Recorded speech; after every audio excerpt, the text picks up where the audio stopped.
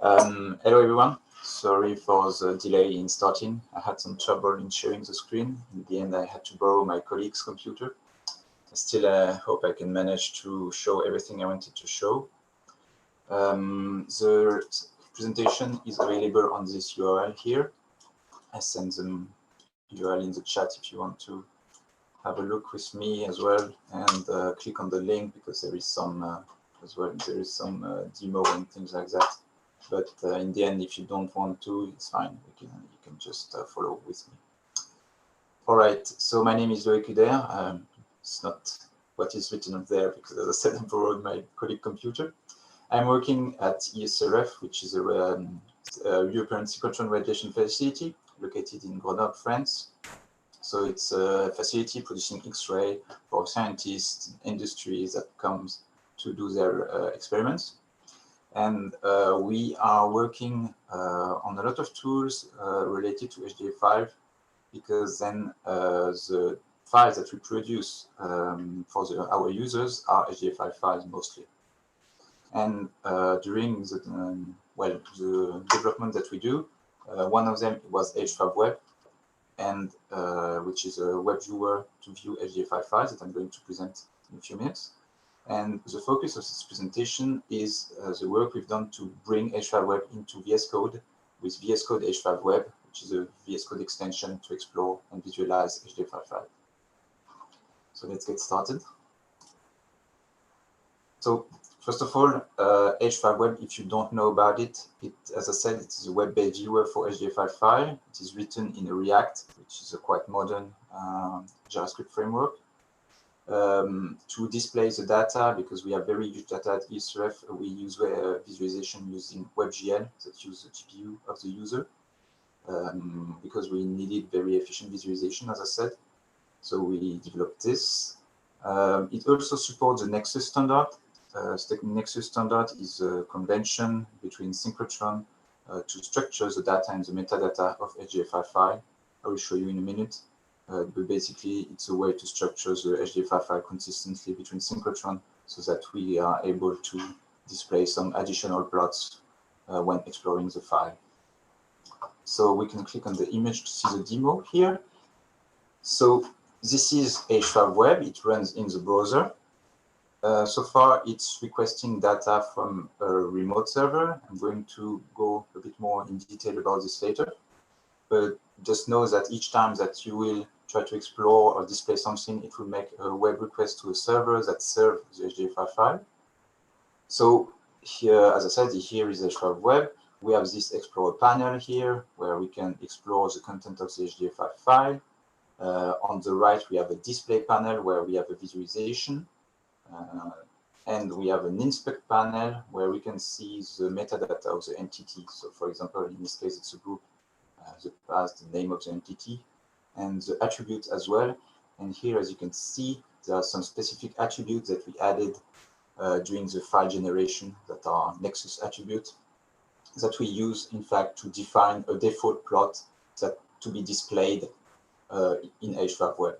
So this is, as I said, this is a Nexus convention. This is outside of H5web, but H5web builds on this to display additional plots when selecting certain groups that have this default attribute. And that's kind of handy, for example, if you open a file, for example, here, and you select the root node, usually, well, we have already a default plot that shows the interesting data that is inside this HDF5 file. So again, this is WebGL visualization that we developed as well. So it's the line visualization. We have a tooltip, as you can see, to look at the data. We can change the scales as well of the axis to log, linear, simulog. We can toggle in and out the grid, show the curve as points rather than line, export the data set itself, or the data containing the data set rather, in NPY or CSV. And we have also a bunch of interaction, like with control and click, we can select an area to zoom in. Everything is summarized here. We can do shift and wheel to zoom on one axis, and so on and so forth. So basically, This is a basic visualization with some customization elements that are quite sufficient for us to explore the data we have in our HDF5 file. Now we can look at another data set, which is this time a 2D data set. And if I look at here, in fact, in the inspect panel, I can see the type of the data set, the D type, the shape as well of the data set, and also the attributes. And we can display it using our another visualization, which is called the heat map visualization.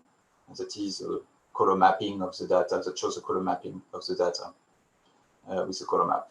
And so we can change the color map as well.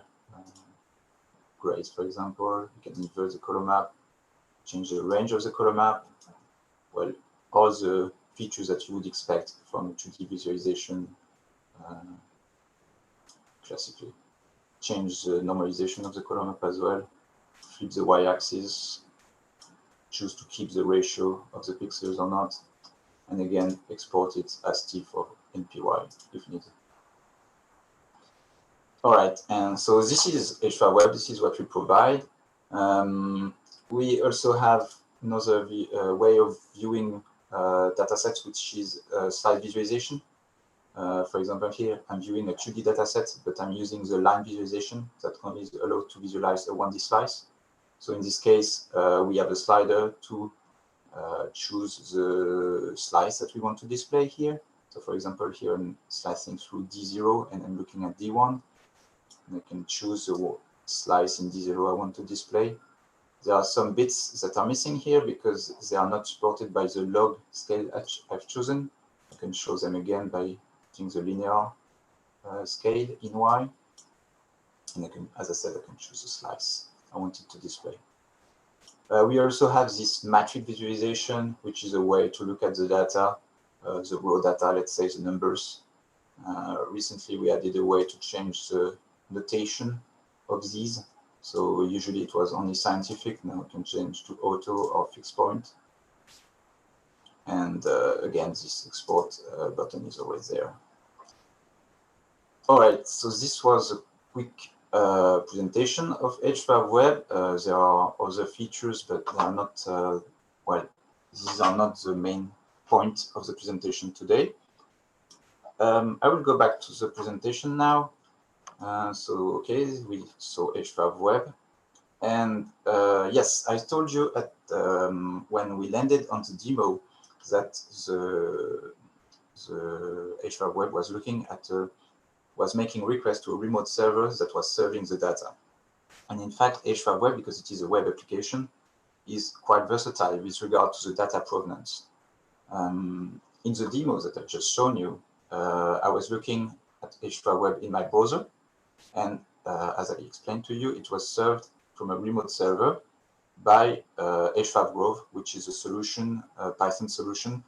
It is a basic piece of software that that opens a file with H5Py, and when it gets a request from H5web saying, I want to look at this metadata or this data, it returns the appropriate metadata or data. Nothing fancy. It's just a way to serve the data and the metadata request by request to H5web. We also support HSDS, so you can see on our demo page that you have a demo that uses HSDS to serve the same file as H5 Group. We mostly use POSIX file at ESRF, so that's why we are more likely to use H5 Group rather than HSDS. But, yeah. If you know a bit about H5web, you perhaps know that we also have a JupyterLab extension for H5web that users can use to look at the local file, the local HDF5 file. So in this case, how it works, H5web is still in the browser, right? But the JupyterLab server is running on the personal computer and serves local file. So again, it is a piece of Python software that look into the file and send the appropriate metadata and data to H5web. And the point I want to stress now is that we can now read HDF5 file directly in the browser thanks to a project called H5wasm. And in this case, there is no longer a Python piece of software that is looking at the file and sending the metadata and the data outside of the browser. Everything happens in the browser in JavaScript. So H5web is developed by NIST. It is a zero-dependency WebAssembly powered library for reading and writing, but that do not interest us for the moment. HDF5 file from JavaScript, built on the HDF5C API. So how does it work? When having an HDF5 file, we load the file directly in the browser as a binary blob. So you could see that for very big files, it can be a problem. But let's say for moderate size file, it works fine. And once this binary blob is in the browser, then they no longer to do, the use, sorry, let me rephrase that. There's no longer the use of making external requests because the binary blob contains all the metadata and the data of the HDF5 file. And H5web is able to read this blob and return the appropriate metadata and data to H5web when requested. So this means that one can have, with H5web on the top, a zero-dependency HDF5 viewer directly in the browser. And again, I have a demo here. So this is a demo using H5web. It's completely in the browser. I use a file picker, and of course, because I am on my colleague, I don't have an HDF5 file, but you can try this by yourself. If you use a file picker, you open an HDF5 file. What it will do, it will take this file, convert it as a binary blob, and send it inside the browser. And then you will have access to the full features of H5web, and everything will happen in the browser without any request to the external server. This is very interesting for us to have something fully in the browser. Everything happens in the user browser. So that means in terms of deployment, for example, if you want to deploy a service like this, then on the backend side, you don't need anything, right? Everything happens in the browser. All right. So the question now is, how does it help the integration in VS Code? Because in the end, this is the point of my presentation, right? You may not know, but Visual Studio Code is in fact a web application. It is written in JavaScript, well, in TypeScript, but it's a subset of JavaScript. And so that means that a setup that is completely embedded in JavaScript, such as the setup that I presented you just now with H5web and H5web, is perfectly adapted to be integrated in VS Code. And in fact, this is what we have done, and this is how the Vscode-h5web extension was born. And as I said, because this setup is very convenient, you can look at the code of the extension. It's not that long. It's like 200 lines of code. I mean, it's because, as I said, this setup is very adapted. There's not much to do to integrate it inside another web application, such as VS Code. So now I will open the Visual Studio Code. Do we have an HDF5 file there? Just to show you how it works. All right, so I'm in VS Code. You can look at now the extension part and search for, you can search H5web or HDF5. There's already a few. I don't know if you'll try them, but there is ours here, which is H5web. So you can install it.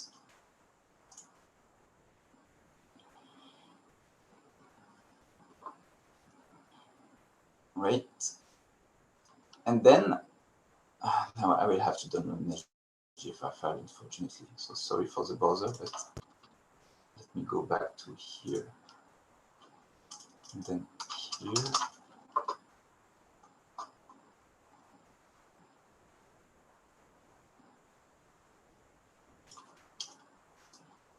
Take this one. Should I? Take this one instead.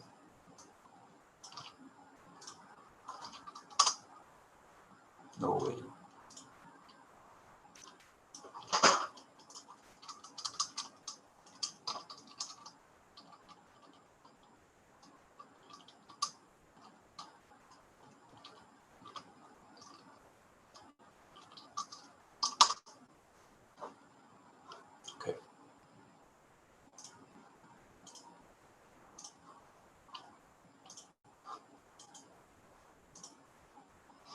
Let me go back to VS Code now. Okay, so this is a bunch of code. I passed it now.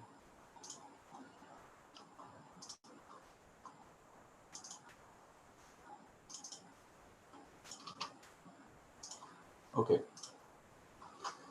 All right, so I download an HDF5 file here, and now now that I've installed the extension, I can open it just by a simple left click on it, and I can launch H5web in VS Code and look at the data set. Oh, not this one, of course, because there is a bug, demo effect. But I can look at the H5web visualization as I did previously in the browser. And again, this is completely handled by H5web. Like when I click on this file, as I said, translated into binary blob, sent into the VS Code extension, and then using H5web to look at the metadata and the data. So I can explore the data as I would do in the browser without any problem, look at some data sets and so on, and I have access to all the features that I've just shown you at the beginning with H5web. So the matrix visualization, the line visualization, and so on and so forth. And so you can also do right-click open with, and here you have H5web that appears, and you have another H5web, which is H5web any extension. So this is something that we added for people that have extensions that are not, let's say, classic. So for example, if I have, I don't know, there is NX something, then here, this is not a default extension supported by our VS Code extension. So it is not handled by the VS Code extension natively, but rather what you can do if you have such file is do the right click, open with, then open with H5web any extension. And if it is an HDF5 file, it will be able to open it and you can visualize it as well. We also have, so if you don't want to do this for, if you have a file extension, for example, that is quite, that you often have and is not supported by the extension, then you have a setting that you can set as well. If I go back to, there's a setting in the extension. Go back to the presentation. Here. So this is a GitHub repository, and in the documentation you can see that. So these are the file extensions that we support out of the box. And if you need to add some, then you can use VS Code Workbench Editor Association setting to set H5web as the default editor for other extensions. So for example, here it's demonstrated for the extension .foo, and you can associate it to the H5web viewer.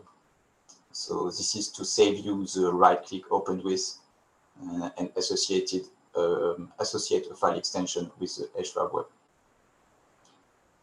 But if you have HDF5 files that have this kind of extension, there's no problem. Great. Go back to the presentation.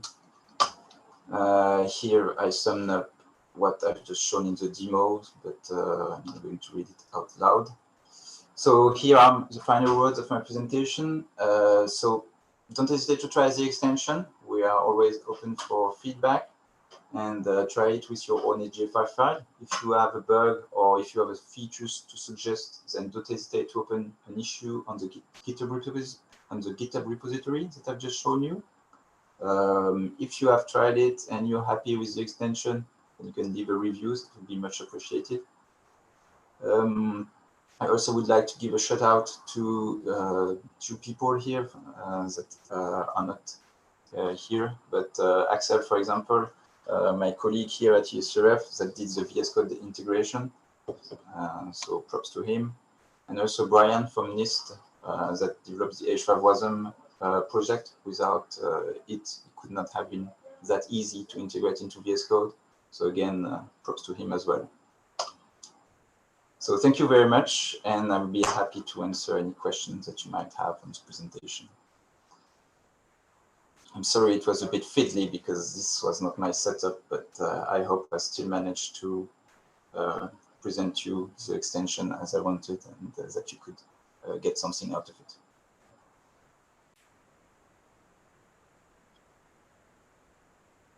Looks like Raymond has a question. You can go ahead and just unmute yourself. Yeah, I think this looks really useful. I've already installed it on my VS Code. But I see that you can't handle external links because of limits in H5 WASM, I think you said. Is Yes. there working with them at all, or are they working on solving that problem? Because it would be a critical issue for us. Not so far. This is kind of tricky because then, as I said, how it works, it loads a binary blob, and so if you encountered external link somewhere, so what do? Do you need to then load the blob to this other file? But then how do you do the resolution? It's not that easy to do in the browser because the browser, except for the file picking, doesn't really have access to your local file system. And yeah, this is something we also use external link at ESRF, and this is something that we would like to solve as well. But for now, I don't have an estimation of the time it would take. But that's a good question, yes. Also, are there any memory limits on the size of this blob, or does it actually load all the data or just the metadata? Yeah, well, you can try. I think it depends on your computer, right? Because then at some point the browser will tell them will take all the RAM or something to try to load the file. So I don't have an estimation, but I think up to let's say hundreds of megabytes works. It was all right. I think I tried 1 gigabyte once. It was a bit fiddly, but it worked. And a bit above, I think, yeah, it's a bit difficult, I think. Okay, thanks. No, it looks like a useful product. Yeah. Thank you.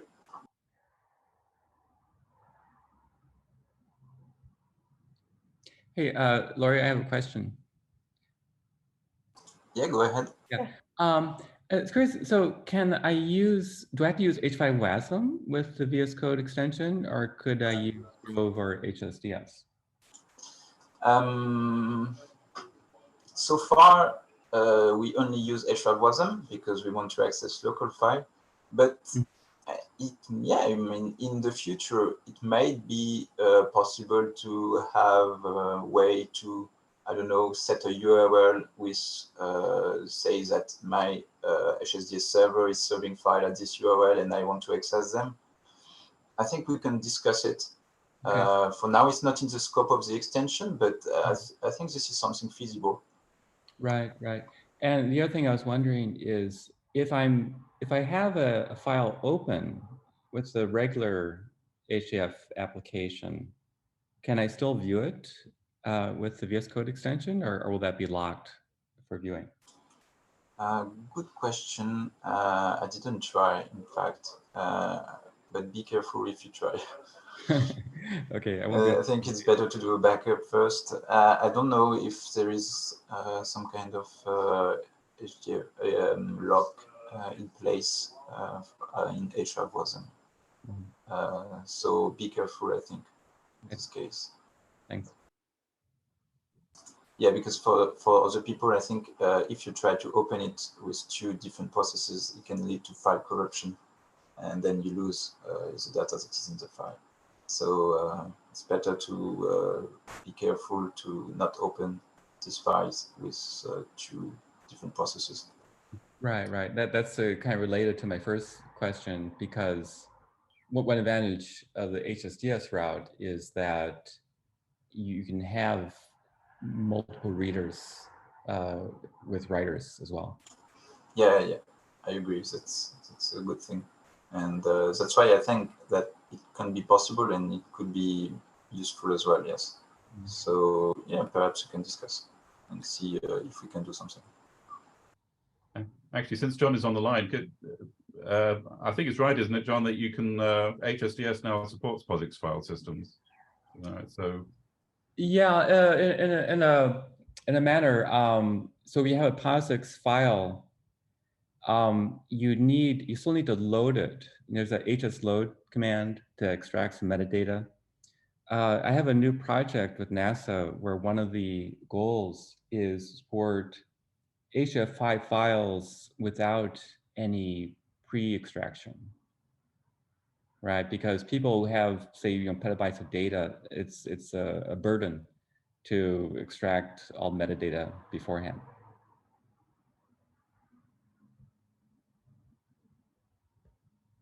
Yeah, and you're right. I mean, the HSDS demo for H5web, it's using the POSIX driver of HSDS. It's really serving POSIX files. But as John said, I had to do some loading steps beforehand on the remote server to load the metadata.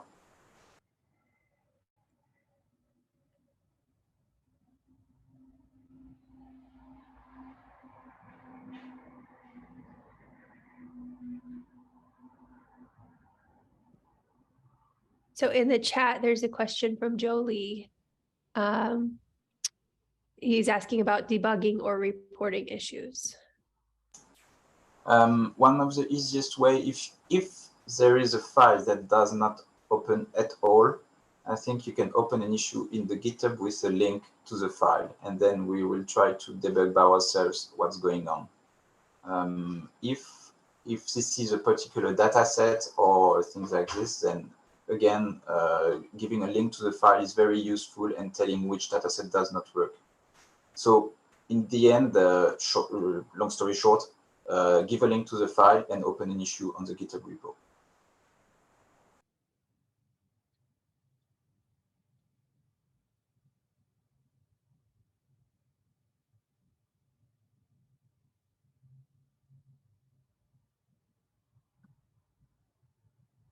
Right. Any other questions?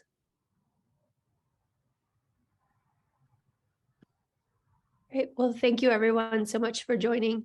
I'll be announcing another webinar put on by some internal people for the HDF group next month. And if you have a related project, please feel free to reach out to me. It's lori.cooper@hdfgroup.org. We're happy to host community webinars and try to put these great projects in front of more people. Loïc, thank you so much for your time today and presenting. I really appreciate it. Thanks for having me. All right. Thanks, everyone. Have a good day.